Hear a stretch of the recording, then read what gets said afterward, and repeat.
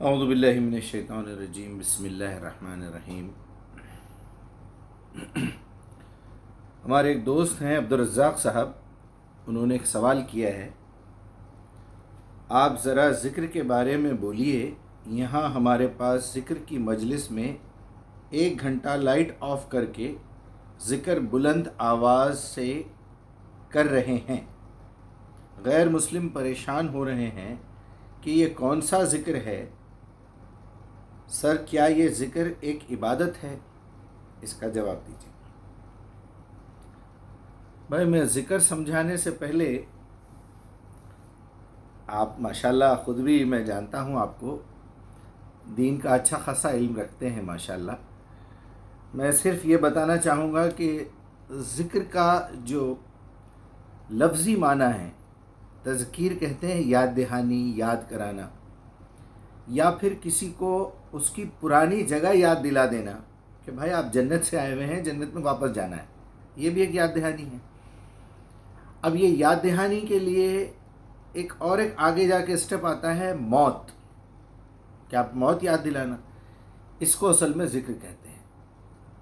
کیونکہ آدمی جب موت کو بھول جاتا ہے تو وہ ساری برائیاں وہاں سے جنم لیتی ہیں، وہ ساری برائیاں کرتا ہے۔ کسی شخص کو اگر ڈاکٹر یہ کہہ دے کہ بھائی آپ کی رپورٹ میں کینسر آ گیا ہے اور آپ کچھ چند دنوں، چند ہفتوں کے اور چند مہینوں کے مہمان ہیں، اس دن سے اس کا نظریہ بدل جائے گا جینے کا۔ کہیں لڑائی جھگڑا ہوگا تو وہ بولے گا بھائی صاحب مجھے معاف کر دیجیے، مجھے لڑائی جھگڑا آپ سے نہیں کرنا ہے۔ اس کے اندر بلٹ ان یہ بات بیٹھ گئی ہے کہ مجھے چند دنوں میں مرنا ہے۔ وہ اپنے گھر کا سامان لوگوں میں بانٹ دے گا، لوگوں سے معافیاں مانگے گا، جس کا پیسہ باقی ہے اس کو پیسہ دے دے گا، نئے پیسے کی لالچ اس سے ختم ہو جائے گی، کوشش کرے گا کہ زیادہ سے زیادہ دن بڑھ جائے تو اچھا ہے۔ جتنی چیزیں پہلے کھاتا تھا، کوئی سگریٹ پیتا تھا، کوئی گٹکے کھاتا تھا، جب کینسر ہو گیا ڈاکٹروں نے منع کیا تو چھوڑ دیا لوگوں نے۔ کوئی شراب پیتا تھا، پینا چھوڑ دیا۔ بڑا اپنے آپ کو بہت بڑا راؤڈی شیٹر اور بہت بڑا پہلوان، بہت بڑا طاقتور، بڑا لیڈر مانتا تھا، لیکن کینسر رپورٹ آنے کے بعد عقل ٹھکانے پہ آ گئی۔ ان تمام باتوں کے پیچھے جو راز ہے چھپا ہوا، وہ موت ہے، موت کا یقین ہے۔ آپ کو بھی کبھی اگر کسی کو نصیحت کرنا ہو، اپنے آپ کو نصیحت کرنا ہو، تو موت کو یاد کیجئے، موت کو یاد دلائیے لوگوں کو کہ بھائی مرنا ہے۔ قرآن میں ایک بڑی پیاری بات اللہ سبحانہ و تعالیٰ نے کہی ہے کہ ان کافروں سے کبھی موت کا ذکر کر کے دیکھنا، یہ فوراً اس سے کراہیت محسوس کریں گے۔ آج بھی ہمارے گھروں میں ہم نے دیکھا ہے، کبھی اگر موت کا ذکر کر دیں، آپ اپنے ہی گھر میں ذرا ٹیسٹ لے لیجئے، اپنی بیوی کے سامنے یا اپنی والدہ کے سامنے، بہنوں بھائیوں کے سامنے، رشتہ داروں کے سامنے کسی چھوٹے بچے کی موت کا ذکر کر کے دیکھیے۔ ارے یہ بچہ آج ہمارے ہاتھوں میں کھیل رہا ہے، اگر اس کو کل موت آ گئی تو ارے رے توبہ کرو، ایسی باتیں کیوں کر رہے ہو، نحوست کی۔ یہ پتہ چل جائے گا کہ ایمان کتنا ہے اور کفر کتنا بھرا ہوا ہے۔ اپنی موت کی بات کر کے دیکھیے آپ، دیکھیے میں ابھی زندہ ہوں، آپ سے معافی مانگ رہا ہوں، جا رہا ہوں، میں فلاں جگہ جا رہا ہوں، فلاں جگہ جا رہا ہوں، ہو سکتا ہے زندگی کا کوئی بھروسہ نہیں ہے، موت آ جائے، فوراً پکڑے جائیں۔ اور ڈیٹیل میں گئے بنا، یہ بات میں نے کئی مرتبہ گفتگو کی ہے، موت ایک ایسی چیز ہے جس کی یاد دہانی کراتے رہنا ہے۔ صحیح طریقے سے موت کی یاد دہانی، موت کے بعد کی زندگی کی پوری ڈیٹیل، اس زندگی میں کامیابی کی پوری ڈیٹیل کہ یہاں رہ کے کیا کرنا ہے جس سے وہاں کی کامیابی ہو، وہ قرآن میں موجود ہے۔ اب اس کو اللہ تعالیٰ نے ذکر کہا ہے کہ اِنَّا نَحْنُ نَزَّلْنَا الذِّكْرَ وَإِنَّا لَهُ لَحَافِظُونَ۔ اگر اللہ سبحانہ وتعالیٰ یہ کہنا چاہتے کہ اِنَّا نَحْنُ نَزَّلْنَا الْكِتَابَ وَإِنَّا لَهُ لَحَافِظُونَ، بات سمجھ میں آتی ہے۔ اِنَّا نَحْنُ نَزَّلْنَا الْقُرْآنَ وَإِنَّا لَهُ لَحَافِظُونَ، لیکن اللہ نے ذکر کا لفظ استعمال کیا ہے۔ مطلب یہ ہے کہ پورے کا پورا قرآن ذکر ہے، یہ آپ کو اللہ کی یاد بھی دلاتا ہے، موت کی یاد بھی دلاتا ہے، قیامت کے دن کی یاد بھی دلاتا ہے، پرانے انبیاء کے واقعات یاد دلاتا ہے، آپ کی شخصیت خود آپ کو یاد دلاتی ہے۔ سورہ اعراف 172 میں اللہ سبحانہ وتعالیٰ نے وہ دن کا ذکر کیا ہے جو کہ تورات، زبور، انجیل اور قرآن سب میں ہے، بلکہ ہر نبی کے دور میں میں یقین کے ساتھ کہہ سکتا ہوں کہ یہ آیت یقیناً ہوگی، اور یہ بات یقیناً ہر نبی نے اپنے لوگوں کو سکھائی ہوگی، سمجھائی ہوگی۔ اِذْ أَخَذَ رَبُّكَ مِن بَنِي آدَمَ مِن ظُهُورِهِمْ ذریتہم اشہدہم علی انفسہم۔ اللہ تعالیٰ نے جب انسانوں کی روحوں کو، جانوں کو جمع کر کے، نفس کو، ان سے یہ عہد لیا تھا، یہ سوال کیا تھا، اور سوال کرنے سے پہلے ان کو ان کی زندگی دکھا دی تھی۔ آپ کو آپ کی پوری لائف ایک فلم کی حیثیت سے دکھا دی، مجھے میری لائف دکھا دی۔ پھر پلٹ کے پوچھا الستُ بربکم، کیا میں تمہارا رب نہیں ہوں؟ سب نے کہا قالوا بلا شہدنا، ہاں بھائی آپ ہی ہمارے رب ہے۔ عالم ارواح میں، رب کا مطلب پالنے والا، عالم ارواح میں بھی آپ ہی نے پالا ہے، عالم بطن یعنی ماں کے پیٹ کے اندر بھی آپ ہی ہماری پرورش کریں گے، تخلیق کریں گے، عالم دنیا میں بھی آپ ہماری تخلیق کریں گے، عالم برزخ میں بھی کریں گے، عالم آخرت میں بھی کریں گے، جنت میں یا دوزخ میں بھی کریں گے، پرورش کرنا ہی ہے نا۔ الستُ بربکم، کیا میں تمہارا رب نہیں ہوں؟ وہاں بھی شروع میں بات وہی ہو رہی ہے، اذ اخذ ربک من بنی آدم۔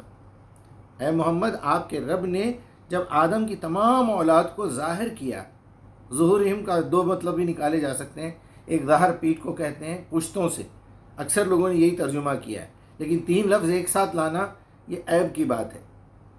بنی آدم، ظہورہم و ذریتہم، یہ اچھی بات نہیں ہے لینگویج کے اعتبار سے۔ جب آپ عربوں میں رہیں گے تو ایک ہی معنی کے تین لفظ بازو بازو نہیں بولے جاتے۔ اذ اخذ ربک من بنی آدم، بنی آدم عالم کی اولاد، من ظہورہم ان کی پشتوں سے، ذریتہم پھر ان کی پشتوں سے، اولاد سے، یہ سوٹ نہیں ہوتا۔ تو من ظہورہم کا مطلب یہ ہے ان کو ظاہر کیا، بات زیادہ سوٹیبل ہوتی ہے۔ اگر میں غلطی کر رہا ہوں تو اللہ مجھے معاف کرے اور میرا ذہن کھولے۔ میں نے اس بارے میں کافی دعا کی ہے اللہ سے کہ اللہ مجھے صحیح بات، صحیح فہم عطا کیجیے۔ غرض یہ کہ جب ان کو ظاہر کیا، ابھی تو پیدا نہیں ہوئی دنیا، ان کے نفسوں کو لے کے آیا، انفسہم اشہدہم علی انفسہم، ان کی زندگی ان کو دکھا دی۔ پھر پوچھا الستُ بربکم، کیا میں تمہارا رب نہیں ہوں؟ قالوا بلا، سب نے کہا آپ ہمارے رب ہیں۔ وشہدنا، اور ہم نے اپنی زندگی دیکھ لی۔ پھر بڑی پتے کی بات کی ہے، ان تقولوا یوم القیامہ انا کنا عن ھذا الغافلین، کہیں تم قیامت کے دن یہ نہ کہہ دینا کہ ہم تو اس بات سے واقف ہی نہیں تھے، آپ نے تو ہم کو بنا پرمیشن، بنا انفارمیشن کے دنیا میں بھیج دیا، اتنی صلاحیتیں دے دی۔ مجھ سے پوچھتے تو میں بتاتا تھا بھائی مجھے کرسچنوں میں پیدا کرو، وہ بولتا مجھے یہاں پیدا کرو، کوئی بولتا مجھے مسلمانوں میں پیدا کرو، کوئی بولتا وہ فیسلٹیز والے دور میں پیدا کرو، کوئی بولتا مجھے نبی کے دور میں پیدا کرنا تھا، کوئی بولتا تھا مجھے صحابی بنانا تھا، کوئی بولتا مجھے رسول بنانا تھا۔ تو اللہ تعالیٰ نے ان کو ان کی زندگی دکھا دی اور پوچھا جانا ہے یا نہیں جانا ہے؟ نہیں جانا ہے تو بولو۔ اس کی آپ کو دلیل الگ الگ جگہوں پہ ملے گی قرآن میں۔ جو لوگ دنیا میں آنے سے انکار کر چکے، اللہ تعالیٰ نے ان کو بولا ٹھیک ہے، بنانا تو تمہیں ہے، دنیا میں پیدا بھی کرنا ہے، یا تو ماں کے پیٹ میں مار دوں گا، پیدا ہونے کے بعد ماروں گا، تھوڑے چھوٹے تھے جب ماروں گا، یعنی تمہاری شعور کی عمر آنے سے پہلے پہلے تمہیں بلا لوں گا۔ قیامت کا ذکر کرتے ہوئے اللہ تعالیٰ نے کئی مرتبہ یہ بات بتائی ہے قرآن میں کہ وہاں چھوٹے چھوٹے بچے ہوں گے جو آپ کو، آپ کی خدمت کے لیے رکھے جائیں گے، خادموں میں ان کا شمار ہوگا، کیونکہ ان کو جب دنیا میں پہلے سے بلا لیا گیا۔ ابھی حال ہی میں ترکی میں زلزلہ آیا، کافی بچے مر گئے، ایسے حادثے ہوتے ہیں، زلزلے آ جاتے ہیں، ایکسیڈنٹس ہوتے ہیں، ٹرین کا ایکسیڈنٹ ہوا، کئی بچے مر گئے۔ تو وہ بچوں نے وہاں انکار کیا ہوا ہے کہ یا اللہ ہم یہ دنیا کا امتحان بھگتنے کے لیے تیار نہیں ہیں، یہ ایگزامینیشن میں ہم کو مت بٹھائیے، ہم اسکول جانا نہیں چاہتے، لہٰذا آپ نے ہم کو پیدا تو کر دیا ہے، اب ہمارا جو بھی کرنا ہے کریے۔ یا تو پھر ان کو پاگل بنا دے گا، وہ اب نارمل ہوں گے تاکہ ان سے سوال ہی نہ ہو۔ تو سوالات جوابات کے امتحان سے ان کو محروم کر دیا جاتا ہے یا ان کو الگ کر دیا جاتا ہے۔ اب سوال یہ ہے کہ آخرت میں ان کو رکھا کہاں جائے؟ ظاہر بات ہے، یا تو ان کو جنت میں ڈالا جائے یا جہنم میں ڈالا جائے، بیچ کی کوئی ایسی جگہ تو ہے نہیں۔ تو جنت میں ان کو خادموں کی حیثیت سے رکھا جائے گا۔ یہ میری اپنی تھنکنگ ہے، میری اپنی سوچ ہے، اور یہ زیادہ سوٹیبل لگتی ہے۔ اگر آپ کو اس سے زیادہ اچھی بات سمجھ میں آتی ہے تو برائے کرم مجھے سمجھائیے، میں تو اسی کو لے کے چلتا ہوں۔ لوگوں سے پوچھا بھی ہے کہ کبھی آپ کو ایسا محسوس ہوا کہ آپ کے سامنے ایک سین آیا، پورا ایک بیٹھک تھی، کچھ لوگ بیٹھے تھے، اچانک ایسا یاد آیا کہ یہ سارا ماحول میں دیکھ چکا ہوں، ان گلیوں میں میں پہلے آ چکا ہوں، یہ صاحب سے پہلے کہیں مل چکا ہوں، تو وہ اصل میں وہ یاد دہانی ہے، وہ یاد ہے جو آپ نے عالم ارواح میں یہ سارا سین دیکھا تھا۔ یہ ہندوؤں کے ساتھ بھی ہوتا ہے، کرسچنوں کے ساتھ بھی ہوتا ہے، ہر مذہب کے آدمی کے ساتھ ہوتا ہے۔ کچھ لوگ اس کو پرانا جنم سمجھتے ہیں۔ چلیے، یہ یاد دہانی کو ذکر کہتے ہیں۔ میں تھوڑا سا تفصیل میں جاؤں گا کیونکہ یہ مسئلہ ایسا ہے، کیونکہ قرآن کے ساتھ ایک بہت بڑی سازش چلی گئی ہے۔ قرآن کے خلاف، دعوت قرآن کے خلاف، اسلام کے خلاف، مسلمانوں کے خلاف کچھ لوگوں نے بہت بڑی دشمنی کی ہے، بغاوت کی ہے، گستاخی کی ہے۔ ایسے یعنی مین پوائنٹس کے ترجمے بدل دیے۔ دعا، اللہ تعالیٰ نے دعا کا مطلب پکارنا، بلانا، لوگوں کو اچھائی کی طرف بلانے کے لیے استعمال کیا ہے۔ پورا آپ قرآن چیک کر لیجئے، دعا کا مطلب ہے بلانا، پکارنا۔ ادعو الی سبیل ربک، اپنے رب کے راستے کی طرف لوگوں کو بلاؤ۔ اذا سألک عبادی انی قل انی قریب اجیب دعوت الداعی اذا دعان، جب پکارنے والا مجھے پکارتا ہے تو میں جواب دیتا ہوں، اجیب، جواب دیتا ہوں۔ ایسی کئی مثالیں ہیں۔ ذکر بھی ایسا ہی ہے، الا بذکر اللہ تطمئن القلوب۔ ذکر کا مطلب ہے قرآن کی دعوت، یہ نصیحت سے ہی دلوں کو سکون ملتا ہے۔ فہل من مدکر، جہاں بھی ذکر کا لفظ ہے، وَلَقَدْ يَسَّرْنَا الْقُرْآنَ لِلذِّكْرِ، میں نے اس قرآن کو آسان کیا ہے میرا ذکر لوگوں میں کرنے کے لیے۔ ذکر کا مطلب ہم لوگوں نے رٹا بنا لیا، یہ جو مالا پھیرنا ہے، میں تو اس کو تسبیح بولتا بھی نہیں، تسبیح اللہ کی پاکی بیان کرنے کو کہتے ہیں۔ مالا جپنا تو نبی صلی اللہ علیہ وسلم سے پہلے کے دور کے صوفیوں کا کام ہے۔ آج بھی آپ تمام مذاہب میں دیکھیے مالا جاپنے کا سسٹم ہے۔ تو یہ اسلام میں ایک بدعت ہے، ایک جہالت ہے، بلکہ یوں سمجھنا چاہیے کہ اگر قرآن پوری سمجھ میں آ گئی آپ کو تو یہ کفر ہے، ہاتھ میں مالا لے کے جاپتے رہنا۔ کوئی مجھے یہ جواب دے سکتا ہے کہ یہ عربوں میں پھر کیا ہے؟ پھر بڑے بڑے ہم نے شیخوں کو دیکھا ہے مالا جاپتے ہوئے، تو یہ کہیں نہ کہیں صوفیزم ان میں بھی ہے، اور ان کو آپ پوری طرح مسلمان سمجھنے کی غلطی نہ کریں۔ مسلمان سمجھنا الگ بات ہے، مومن سمجھنا الگ بات ہے۔ کچھ پرسنٹیج میں مسلمان ہیں، کچھ پرسنٹیج میں ایمان بھی ہے سب کے اندر، صرف عربوں کی بات نہیں کر رہا ہوں میں، دنیا کے تمام انسانوں کی۔ تو یہ مالا جپتے ہیں، ہمارے پاس بھی ابھی بھی 33 مرتبہ پڑھ لو، 100 مرتبہ پڑھ لو، 3 مرتبہ پڑھ لو، یہ اس طرح کی بکواس پھیلی ہوئی ہے، یہ سب صوفیزم ہے۔ اب میں آتا ہوں مین مدعے کی طرف کہ یہ ذکر کا جو مطلب انہوں نے خراب کیا ہے، ایک تو دعا کا مطلب بدل دیا، ذکر کا مطلب بدل دیا، عبادت کا مطلب بدل دیا، صلاح کا مطلب بدل دیا۔ یہ ایسے بڑے الفاظ ہیں جس سے کہ پوری زندگی کا رخ آدمی کا بدل جاتا ہے۔ میں ان کے گھر گیا تھا، وہ عبادت میں مشغول تھے، اس بات سے تصور کیا آ رہا ہے کہ کوئی صاحب بیٹھے ہوئے ہیں جانماز پہ، ٹوپی ووپی پہنے ہوئے ہیں، یا کوئی خاتون ہے دوپٹہ اوڑھی ہوئی ہیں، سجدے کر رہی ہیں یا تسبیح مالا جپ رہی ہیں، استغفر اللہ، تسبیح کہہ دیا میں نے، مالا جاپ رہی ہیں، رٹا مار رہی ہیں۔ یہ ذکر نہیں ہے میرے بھائی۔ اور یہ جو اندھیرا کر کے یہ تو ٹوٹلی جاہلوں صوفیوں کا کام ہے۔ اب میں آپ کو تھوڑا سا انٹروڈکشن صوفی مذہب کا دوں گا۔ یہ مذہب ہے الگ، یہ اسلام سے اس کا کوئی تعلق نہیں ہے۔ صوفیزم ایک مذہب ہے جو کفر پہ مبنی ہے، سنیاس پہ مبنی ہے۔ دنیا میں اصل میں انسانوں نے اس دنیا کو سمجھنے کا، اپنے آپ کو سمجھنے کا، اس کائنات کی تخلیق کو سمجھنے کا، اس کے خالق کو سمجھنے کا جو راستہ اختیار کیا ہے وہ ٹوٹل 2 ہی ہیں، ایک تیسرا راستہ اور بھی ہے، میں ابھی بتاتا ہوں۔ پہلا راستہ یہ سوچا لوگوں نے کہ اگر یہ دنیا ایسی ہے تو پھر یہ سب ڈھکوسلا ہے، کوئی نعوذ باللہ کوئی اللہ نہیں ہے، کوئی آخرت ہونے والی نہیں ہے، مرنے کے بعد کہیں جانا نہیں ہے۔ قرآن اس سے آپ بھرا پڑا ہے، دیکھ لیجئے آپ۔ کفار اسی بات کا انکار کرتے تھے کہ تم کہہ رہے ہو مرنے کے بعد اٹھنا ہے، ایک ایسے ممکن ہے کہ کوئی مرنے کے بعد زندہ ہو جائے گا؟ اللہ بار بار جواب دے رہا ہے کہ ان کو اس دن یقین آئے گا جب ہم ان کو دوبارہ اٹھائیں گے۔ تو اکثریت لوگوں کی ایسی رہی ہے، آج بھی مسلمانوں میں بھی جو نام کے سو کالڈ مسلمان، جس کو میں باٹا کے جوتے کہتا ہوں، کہ بس بابا مسلمان تھے، دادا مسلمان تھے، اپنے آپ کو یہ بھی جو ہے عبد الغفور، محمد، عیسیٰ، احمد، کچھ بھی نام رکھ لیتا اور خوش ہے، خواجہ، غوث، یوسف، دستگیر، اس طرح کے نام رکھ کے یہ خوش ہے کہ میں انہیں بہت بڑے آدمی کا، ابو بکر، عمر، عثمان، علی۔ یہ نام رکھ کے آدمی خوش ہو رہا ہے کہ میں مسلمان ہوں اور بس نام کے بیسس پہ جنت میں جانے والا ہوں. یہ غلط فہمی اپنے دل و دماغ سے نکال دیجیے. تو سو کال جو مسلمان اپنے آپ کو کہتے ہیں سمجھتے ہیں تو یہ بھی کہیں نہ کہیں اسی عقیدے میں پھنسے ہوئے ہیں کہ یہ دنیا سب بیکار بات ہے, اٹھ کے جائیں گے محنت کریں گے تو پیسے آئیں گے. بھائی یہ دعاؤں سے کچھ ہونے والا نہیں. ایٹ دی سیم ٹائم ان کے اندر صوفیزم بھی ہے. اب جو پکے صوفی ہیں وہ تو الگ مذہب کے ہیں.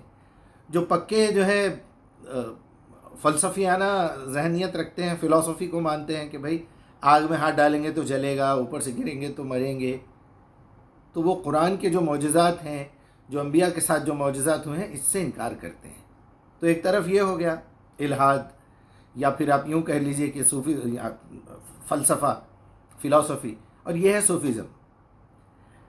تیسری تھنکنگ وہ ہے جو اللہ سبحانہ و تعالیٰ اپنے بندوں میں سے ایک بندے کو سلیکٹ کر کے اس کو اپنا رسول بنا کے اپنا پیغام بھیجتا ہے, وہ ہے اسلام.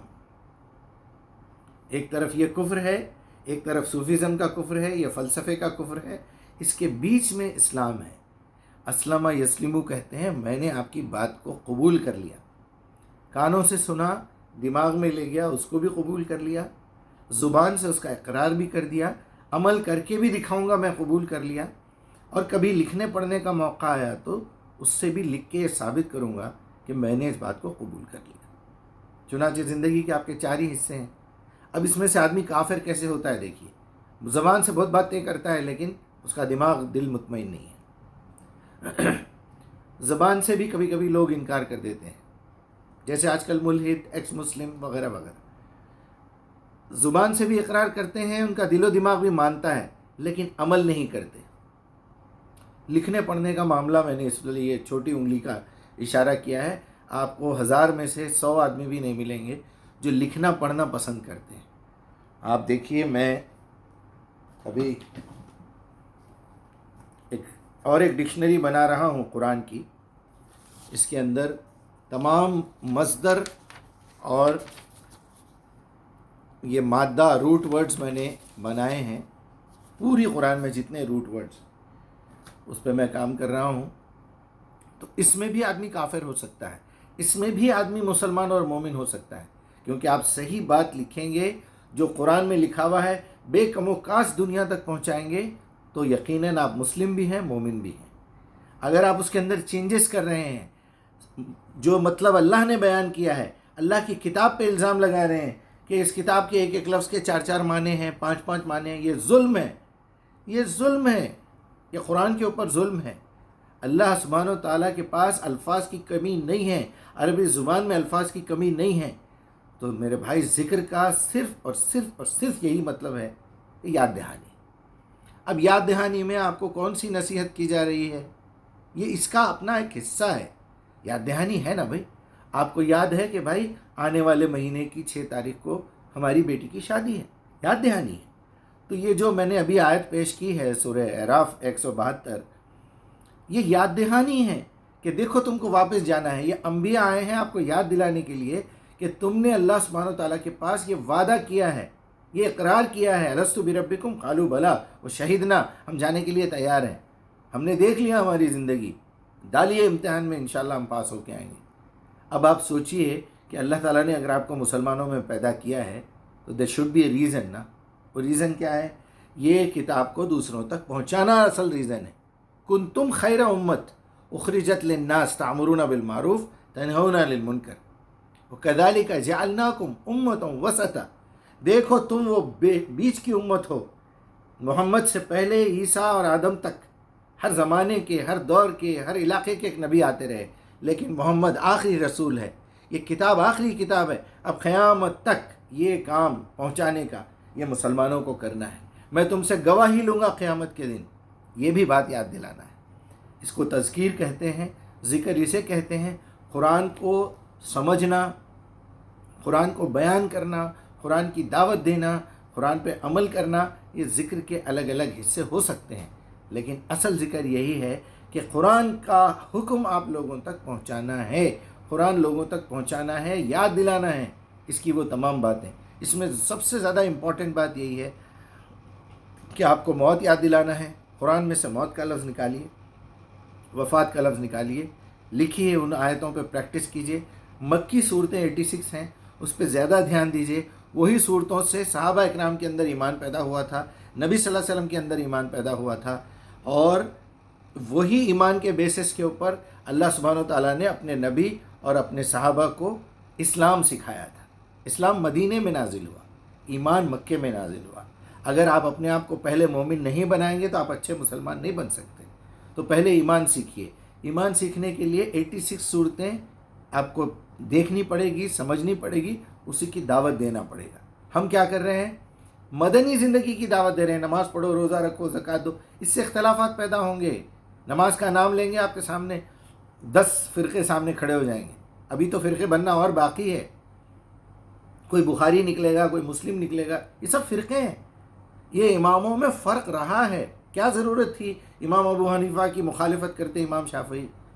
یہ تحقیق کی دنیا ہے۔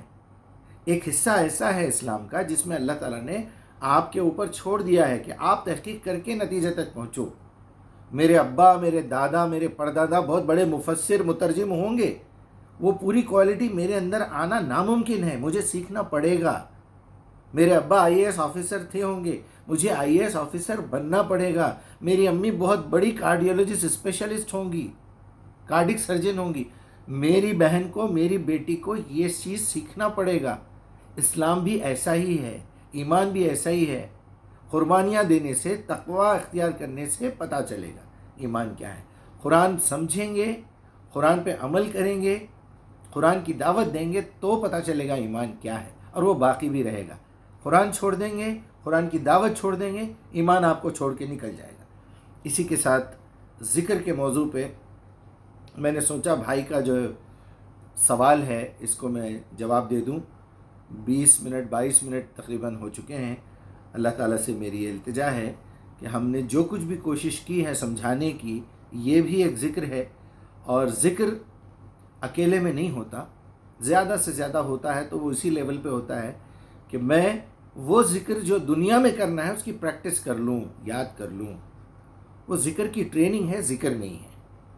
جنگ پہ لڑنے کے لیے پہلے گولی مار کے چیک کرنا پڑتا ہے نا، وہ جنگ نہیں ہے۔ آپ ایک ڈمی بورڈ لگا کے اس میں رنگز لگا کے تیر اندازی کر رہے ہیں، نشانہ لگا رہے ہیں۔ آپ کو آپ کا ٹرینر جو ہے فوج میں، پولیس میں، آپ کو کشتی لڑنا سکھاتا ہے، فائٹنگ سکھاتا ہے، باکسنگ سکھاتا ہے، گولی چلانا سکھاتا ہے۔ وہ جنگ نہیں ہے۔ لہٰذا اکیلے میں بیٹھ کے رٹا مارنے کو ذکر مت سمجھیے، اندھیرا کر کے یہ تماشے کرنا یہ کفر ہے، جہالت ہے۔ السلام علیکم۔